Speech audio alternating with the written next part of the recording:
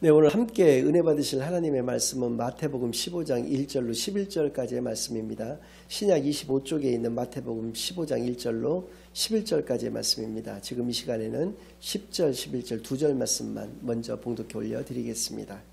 무리를 불러 이르시되 듣고 깨달으라. 입으로 들어가는 것이 사람을 더럽게 하는 것이 아니라 입에서 나오는 그것이 사람을 더럽게 하는 것이니라. 아멘. 하나님 아버지 감사드립니다. 오늘도 귀한 주일로 교회로 예배로 인도하여 주신 은혜를 진정으로 감사드립니다. 지금 이 시간 저희들이 지난 한 주일간 지었던 모든 죄악들 예수 그리스도의 십자가 아래에 다 내려놓고 오직 저희들의 온 마음과 정성을 다하여 하나님 아버지께만 드려지는 예배를 통하여 하나님 아버지께서만 영광 받으시는 귀한 은혜의 시간으로 이 시간을 인도하여 주시옵소서. 모든 것을 감사드리오며 예수 그리스도의 이름으로 기도드리옵나이다. 아멘. 네, 오늘은 외식적 삶이라고 하는 제목을 가지고 오늘 본문 말씀을 중심으로 하나님의 말씀을 증거하겠습니다. 사랑하는 복음의 순례자교회 성도님들, 우리의 신앙생활 가운데에서 가장 중요한 것이 무엇이라고 생각하십니까? 저는 하나님의 말씀을 올바로 해석하는 것이야말로 우리의 신앙생활 가운데서 가장 중요한 것이라고 생각을 합니다. 왜냐하면 하나님의 뜻을 올바로 해석하고 그것을 내 삶 속에 적용하며 살아가는 것만이 우리를 영원한 삶의 길로 인도를 하여 준다는 것이죠. 그러니까 사느냐 죽느냐의 문제라고 하는 것입니다. 사도 바울께서도 로마서 10장 1절로 3절까지의 말씀 가운데 이렇게 말씀을 하고 계십니다. 형제들아, 내 마음에 원하는 바와 하나님께 구하는 바는 이스라엘을 위함이니 곧 그들로 구원을 받게 함이라. 이게 무슨 말씀입니까? 이스라엘 백성들은 선민들이었습니다. 하나님의 백성이라고 일컫고 그 자부심만을 가지고 살아갔던 사람들이었는데 이 문구를 보니까 이스라엘 백성들이 구원받지 못했다는 것입니다. 그래서 사도 바울의 마음으로 진정으로 원하는 것, 그로 말미암아 하나님께 늘 간구하는 것은 이스라엘 백성들이 구원받게 해달라고 하는 것이었다라는 것입니다. 2절에 그 이유에 대해서 나와 있는데요. 내가 증언하노니 그들이 하나님께 열심히 있으나 올바른 지식을 따른 것이 아니니라. 오늘날에도 이런 성도님들 굉장히 많으십니다. 교회에 무슨 일이든지 간에 열심을 내시는 분들이 많은데요. 하나님의 말씀을 올바로 깨달은 분들은 많지 않은 경우가 있습니다. 그러니까 그들은 1순위가 열심이었고 2순위가 말씀이었다라고 하는 것이죠. 근데 이게 순서가 뒤바뀌어서는 안 된다는 것입니다. 우리의 하나님의 말씀을 우리가 먼저 정확하게 깨닫고 또 그 말씀을 가지고 내 삶 가운데 적용하는 그런 단계에서 열심을 내야 되는 것이지 교회 일에만 열심을 내면서 하나님의 뜻은 모르고 살아간다? 이것만큼 아이러니하고 큰 문제가 되는 일은 없다라는 것이죠. 그래서입니다. 3절에서는 하나님의 의를 모르고 자기 의를 세우려고 힘써 하나님의 의에 복종하지 아니하였느니라. 자신들의 뜻이 있었다는 것입니다. 하나님의 뜻보다 자신들의 뜻이 더 앞서 있었다는 것이죠. 자신들의 뜻대로 살다 보니 하나님의 뜻에 복종하는 삶을 살아갈 수가 없었다라는, 그래서 그들은 구원받지 못했다라고 이야기를 한다는 것입니다. 그래서 구원을 받는다라고 하는 것은 하나님의 말씀을 정확하게 깨닫고 그 말씀을 적용하며 살아갔을 때 그것이 가능하다라는 것을 우리로 하여금 알게 하여 주시는 말씀인 것이죠. 이런 관점에서 본문을 해석을 좀 정확하게 한번 하겠습니다. 굉장히 중요한 내용인데요. 먼저 1절부터 3절까지의 말씀입니다. 그때 바리새인과 서기관들이 예루살렘으로부터 예수께 나와 이르되 당신의 제자들이 어찌하여 장로들의 전통을 범하나이까? 떡 먹을 때 손을 씻지 아니하나이다. 대답하여 이르시되 너희는 어찌하여 너희의 전통으로 하나님의 계명을 범하느냐. 바리새인과 서기관들이 예수님께 찾아와서 컴플레인을 걸었다는 것입니다. 질문을 했다는 것입니다. 근데 당시에 풍습으로 봤을 때는 이것은 있을 수 있는 일입니다. 왜냐하면 스승의 제자들이 잘못을 했을 경우에는 그 스승에게 가서 그렇게 항의를 할 수 있었기 때문에 그랬던 것이니까요. 이런 형식에는 문제가 없었는데 내용이 문제가 됐다는 것이죠.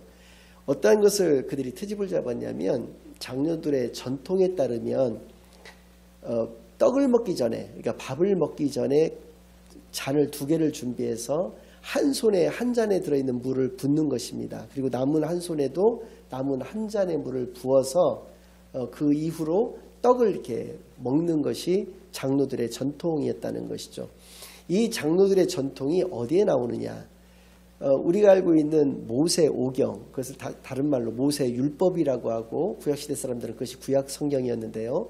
이런 구약 성경 플러스 이 구약 성경의 해설서라고 할 수 있는 미시나라고 하는 책이 또 한 권 그들이 있었습니다.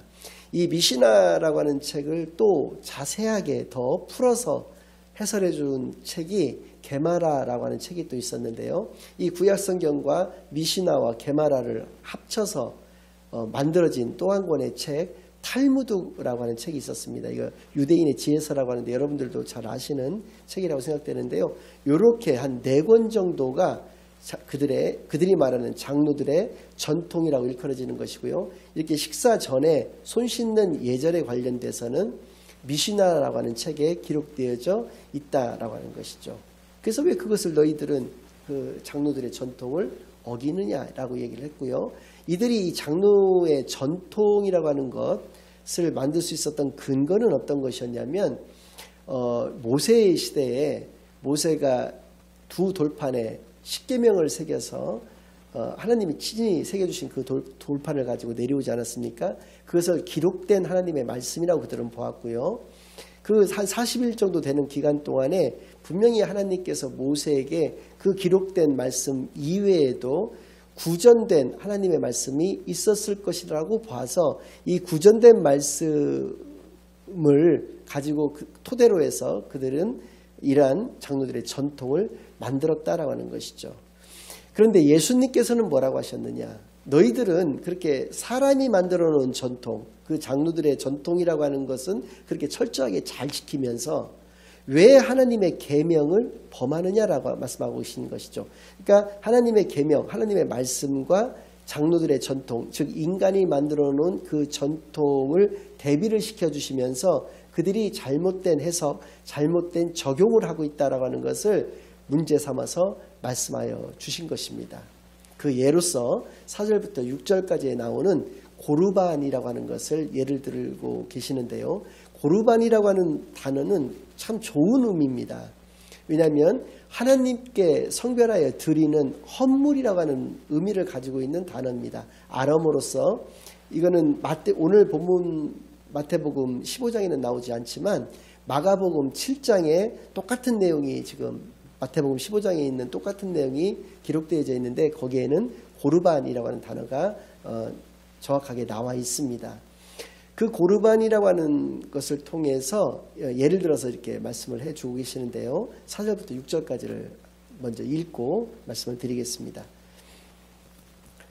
하나님이 이르셨을 때 내 부모를 공경하라 하시고 또 아버지나 어머니를 비방하는 자는 반드시 죽임을 당하리라 하셨거늘 너희는 이르되 누구든지 아버지에게나 어머니에게 말하기를 내가 드려 유익하게 할 것이 하나님께 드림이 되었다고 하기만 하면 여기서 하나님께 드림이 바로 고르반입니다.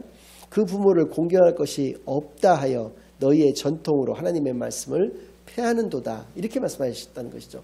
그러니까 10계명에는 1계명부터 4계명까지는 하나님께 대한 계명이고요.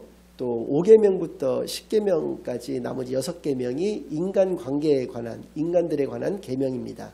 그러니까 인간들에 관한 계명 중에서 가장 첫 번째로 나오는 계명은 5계명인 내 부모를 공경하라라고 하는 것이죠. 이것을 출애굽기 20장 12절에서 어떻게 말씀하고 계시냐면 내 부모를 공경하라 그리하면 내 하나님 여호와가 내게 준 땅에서 내 생명이 길리라 이렇게 말씀하고 계십니다. 이 말씀을 내 부모를 공경하면 네가 이 땅에서 장수한다라고 번역을 이렇게 해석을 하시는 그런 분들도 계시는데요. 굉장히 잘못된 해석인 것입니다. 왜냐하면 내 부모를 공경하라 그리하면 내 하나님 여호와가 내게 준 땅에서 내 생명이 길리라라고 말씀하셨다는 것이죠.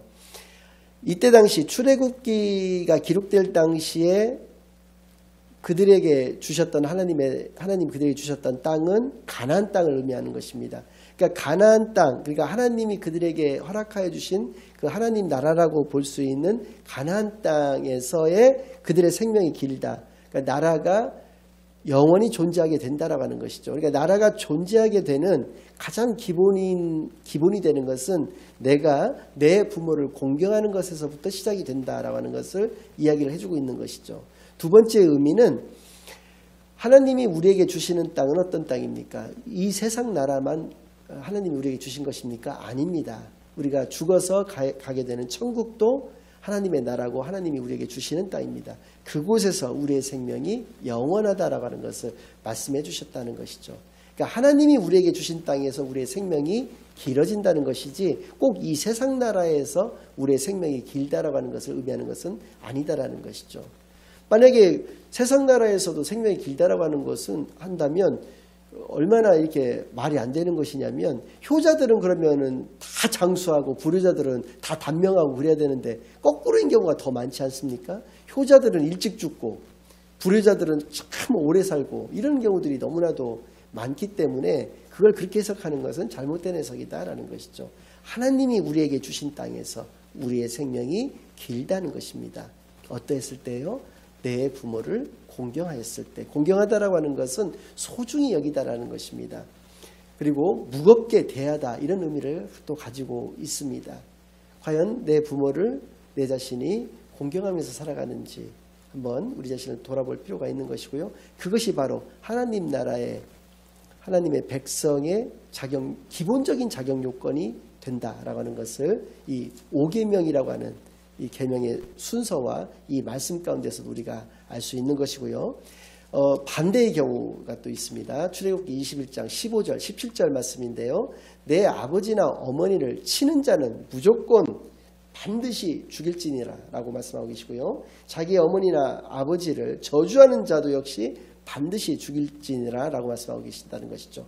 그러니까 내 부모를 공경하지 아니하는 자는 반드시 죽임받아 마땅하다라고 말씀하여 주신 것입니다. 아무튼 예수님께서는 내 부모를 공경하라라고 말씀을 하나님의 말씀이 그렇다는 것을 알려주시면서요. 그런데 고르반이라고 하는 것은 어떤 것이냐라고 하면 내가 예를 들어서 가지고 있는 소가 있었습니다. 이 소를 내가 이것은 고르반이다라고 딱 지명하면 그것은 내가 내 부모를 공경하기 위한 내 부모가 어떤 위험에 처해 있거나 공경에 처해 있을 때 그것을 구하기 위해서 그 재물을 사용할 수가 없다라고 하는 것입니다. 왜? 이것은 이미 하나님께 성별해서 하나님께 드리는 것으로 작정되었기 때문에 그것을 핑계 삼아서 내 부모를 공경하지 않아도 그러니까 유예가 된다라고 하는 것이죠. 공경하지 않아도 허락되어지는 것으로서 이것이 악용이 되어졌다는 것입니다. 쉽게 얘기하면 악용이. 그러니까 하나님의 말씀은 내 부모를 공경하라 했는데 장로들의 전통은 고르반이라고 하는 그 어떤 신앙의 위선이라든지 신앙을 이용해서 이것을 피하는 어떤 그런 수단으로 삼았다는 것이죠. 마가복음 7장 13절에 보면은 이러한 것들이 굉장히 많았다라고 또 말씀을 하여 주고 계시는 것이죠. 그러니까 내 부모를 공경하는 것을 피하기 위해서 고르반을 썼다는 것뿐만 아니라 이런 식으로 지들의 인간 자신들의 이익을 위해서 하나님의 뜻을 교묘하게 장로들의 전통이라고 하는 것을 내세워서 피하는 것들이 너무나도 많았다라고 하는 것입니다. 그래서 예수님께서 그렇게 말씀하신 것이죠. 너희들은 사람이 만들어 놓은 전통은 그렇게 잘 지키려고 하면서 왜 하나님의 계명은 범하고자 하느냐. 분명히 하나님께서 내 부모를 공경하라고 하시지 않았느냐. 그런데 이것이 하나님께 드림이 되었다라고 하면 그것을 공경하지 않아도 되는 것으로 그렇게 한다는 것은 하나님의 말씀을 거역하는 것이 아니냐라고 분명히 이야기를 해 주셨다는 것이죠.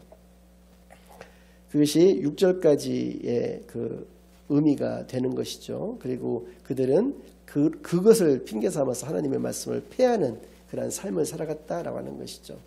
오늘날에도 한국교회도 이런 모습이 없는지 우리가 한번 생각해 볼 필요가 있는 것이요. 한국교회에서도 한 3가지 정도의 우상이 있다고 보여집니다. 첫 번째는 건물이고요. 두 번째는 사람입니다. 세 번째는 시간입니다.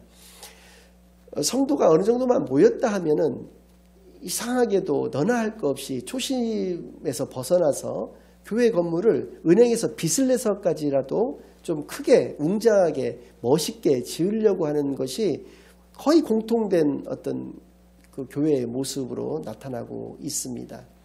목사님을 잘 위하고 섬기고 이런 건 너무나도 아름답고 좋은 일인데 목사님을 하나님과 거의 동격으로 놓고 목사님에게 좋은 차, 좋은 집, 또 자녀들의 해외 유학 이런 것들 모든 뒷바라지들을 그냥 교회에 힘이 붙이도록 그렇게 하는 경우들이 너무 많다는 것이죠. 목사님이 우상이 되어버리고 마는 그러한 모습들도 너무나 많고요.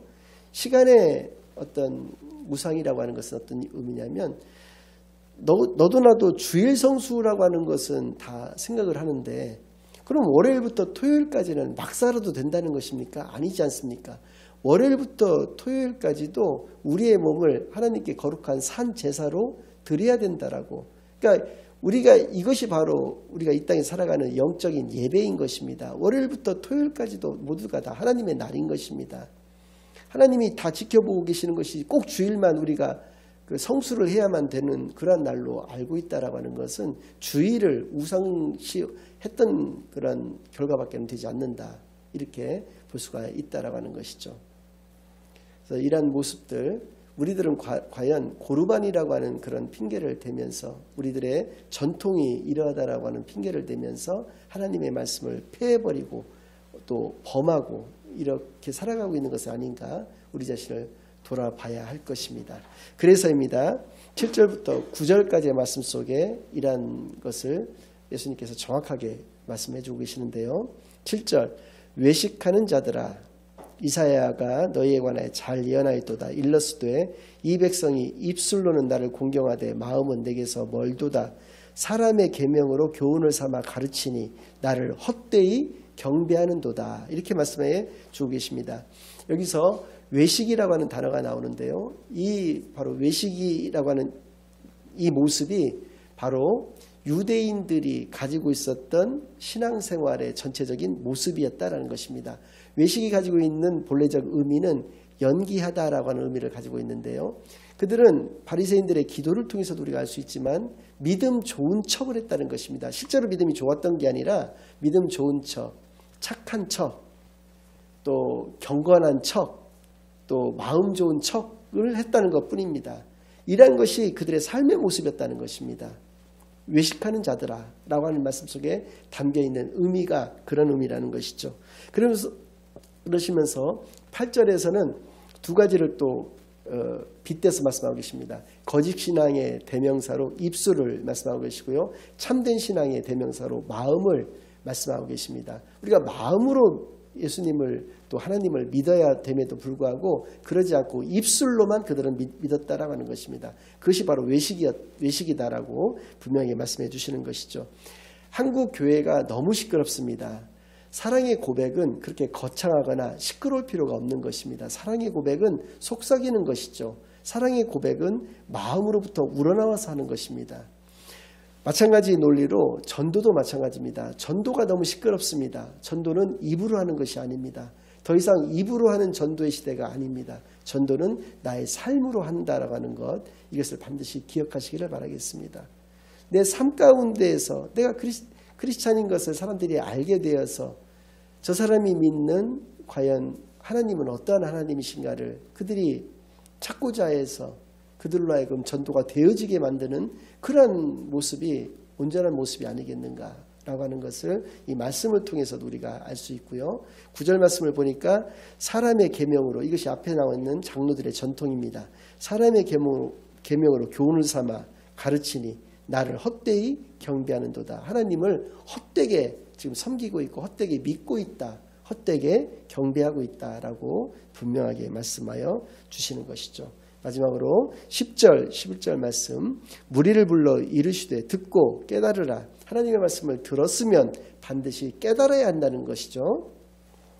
입으로 들어가는 것이 사람을 더럽게 하는 것이 아니라 입에서 나오는 그것이 사람을 더럽게 하는 것이니라. 입으로 들어가는 것, 그러니까 음식이 입으로 들어가는데 20절 말씀에 음식이라고 분명히 말씀해 주시는데요. 이 음식이 들어갈 때 손을 씻고 음식을 먹던 손을 씻지 않고 음식을 먹던 들어가면 깨끗하다는 것입니다. 다 소화가 돼버리는 것이죠.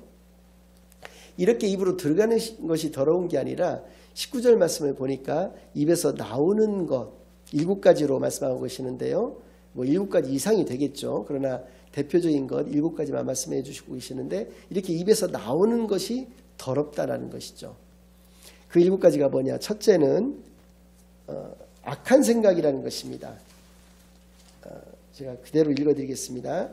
마음에서 나오는 것은 악한 생각과 살인과 간음과 음란과 도둑질과 거짓 증언과 비방이니 이렇게 7가지가 마음에서 나오는 것. 20절은 이런 것들이 사람을 더럽게 하는 것이요 씻지 않은 손으로 하는 것은 사람을 더럽게 씻지 않는 손으로 먹는 것은 사람을 더럽게 하지 못하느니라 라고 분명하게 말씀하여 주신 것이죠. 내 안에 있는 악한 생각 이것을 제할 수 있는 것 그것은 오직 하나님의 말씀을 정확하게 깨달아서 그 말씀에 순종하며 살아가는 그런 삶이다라는 것을 분명하게 우리에게 말씀해 주셨습니다. 결론을 말씀드리겠습니다. 우리나라에서 신부가 되어서 일평생 죽는 순간까지 우리나라에서 사셨던 토레이 신부라고 하시는 분이 계시는데요. 그분이 죽기 전에 한국교회에서 반드시 고쳐야 할 3가지가 있다라고 말씀을 하셨습니다. 이것이 고쳐지지 않고서는 한국교회는 반드시 망하게 된다라고 말씀하셨는데요. 그 3가지는 첫째가 거짓말입니다. 목사님으로부터 시작해서 온 성도들에 이르기까지 모두가 다 거짓말을 너무나 많이 한다는 것입니다. 두 번째는 성적 음란과 타락이 너무 극심하다는 것이죠. 세 번째는 물질을 앞세워서 교회를 운영하고자 하는 그런 성향이 한국교회를 타락시키고 있다. 망하게 하고 있다. 그래서 반드시 고쳐야만 한다라고 말씀을 해주셨습니다. 그래서 저는 생각해 보았습니다. 그러면 이 말씀에 따라서 한국교회에서 반드시 있어야 될 3가지는 어떠한 것인가를 생각해 봤는데요. 첫 번째로 거짓말의 반대말은 참말입니다. 참말은 어디에 있습니까? 바로 하나님의 말씀만이 참인 것입니다. 그래서 우리가 하나님의 말씀을 정확하게 깨닫고 그 말씀대로 살아가고자 하는 그러한 모습을 통해서 한국교회는 다시 살아날 수가 있다. 소생할 수가 있다라고 보았고요. 두 번째, 성적 타락과 음란을 어떻게 이겨나갈 것이냐. 그것은 바로 이 깨달은 말씀을 붙잡고 하나님께 간곡하게 내가 회개하며 기도를 올려드렸을 때 또 곡종이 있는 기도를 할 수 있는 찬양을 하나님께 올려드림으로 말미암아서 이것을 누르고 이겨나가면서 살아갈 수 있다. 이렇게 보았고요. 물질을 앞세워 교회 운영을 하는 것에 대한 이 문제점을 해결하기 위해서는 어떻게 해야 될 것인가. 바로 헌금을 모금하는 것을 생각하는 것이 아니라 헌금을 어떻게 올바르게 사용할 것인가를 생각을 해야 된다라고 보았습니다. 헌금을 모금하기 위한 것들은 너무나도 많습니다. 교회 성전을 건축을 해야 된다고 해서 헌금을 걷고요. 또 이러저러한 어떤 그 제목들로 인해서 헌금을 거둬야 된다라고 합니다. 그런데 막상 구제와 봉사와 같이 정말로 불효불급하게 반드시 필요한 곳에 돈을 쓰고자 했을 때는 그 사용할 돈이 없다라고 하는 것입니다. 교회를 짓느라고 목사님 뒷바라지를 하느라고 사용되어질 돈이 없다라고 이야기를 하는 것이죠.